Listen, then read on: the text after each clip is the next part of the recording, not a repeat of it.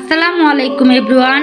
Black magic বা কালো জাদুর কথা তো আমরা অনেকেই শুনেছি, তাই না? তো আজকের গল্পটা হবে ব্ল্যাক ম্যাজিক বা কালো জাদু। আশা করছি আপনাদের ভালো লাগবে।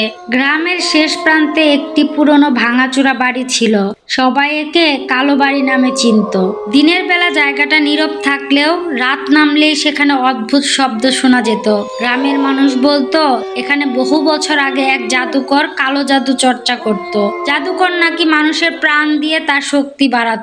হঠাৎ একদিন গ্রামবাসী তাকে ধরে পুড়িয়ে মেরে ফেলে, কিন্তু মৃত্যুর আগে সে ভয়ঙ্কর শপথ করেছিল, আমার রক্তের তৃষ্ণা একদিন আবার ফিরবে। এই বাড়িতে যে আসবে সে আর বাঁচবে না। কথাটা সবাই জানতো বলে রাতে কেউ ওই পথে যেত না।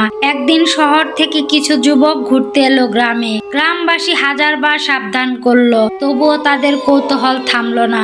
এক অন্ধকার রাতে তারা টর্চ হাতে নিয়ে ঢুকলো ওই ভাঙাচোরা বাড়িতে। ভেতরে বাতাস যেন ঠান্ডা বরফ বইছিল। দেয়ালে পুরনো রক্তের মতো দাগ, আর মেঝেতে শুকনো হাড়ের টুকরো ছড়িয়ে ছিল। হঠাৎ মৃদু গলায় মন্ত্রপাঠ শোনার মতো শব্দ উঠল। একজন যুবক ভয় পেয়ে বলল, চলো ফিরি, এটা ঠিক জায়গা নয়। কিন্তু বাকিরা হাসাহাসি করলো। তখনই মেঝের নিচে থেকে কালো ধোঁয়া উঠতে শুরু করলো। ধোঁয়ার ভেতর থেকে এক ভয়ার্ত মুখ, লাল চোখ বেরিয়ে এলো। ওটাই ছিল সেই জাদুকরের আত্মা।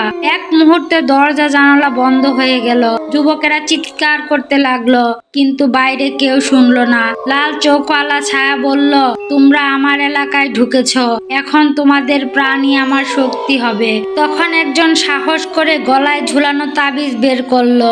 গ্রামে আসার আগে তার দাদি সেটা দিয়েছিল।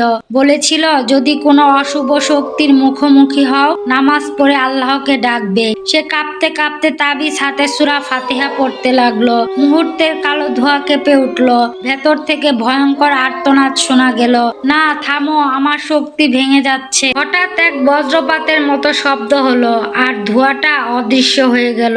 দরজা জানালা খুলে গেল, চারদিকে নিস্তব্ধতা। সকালে গ্রামবাসী খবর পেয়ে ছুটে এলো। তারা বিস্মিত হয়ে দেখলো যুবকেরা বেঁচে আছে। সবাই বলল, আজ এত বছর পর কেউ কালো জাদুকরের অভিশাপ ভাঙলো। তবে গ্রাম এখনো পুরোপুরি স্বস্তি পায়নি, কারণ শোনা যায় মাঝে মধ্যে সেই বাড়ির ভেতর থেকে আবারও মন্ত্র পাঠের আওয়াজ ভেসে আসে।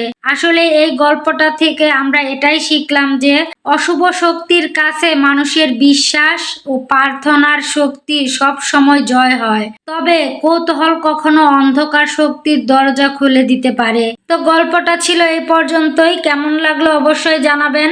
সামান্য ভালো লেগে থাকলে একটা লাইক কমেন্ট শেয়ার করে দিবেন। আল্লাহ হাফেজ।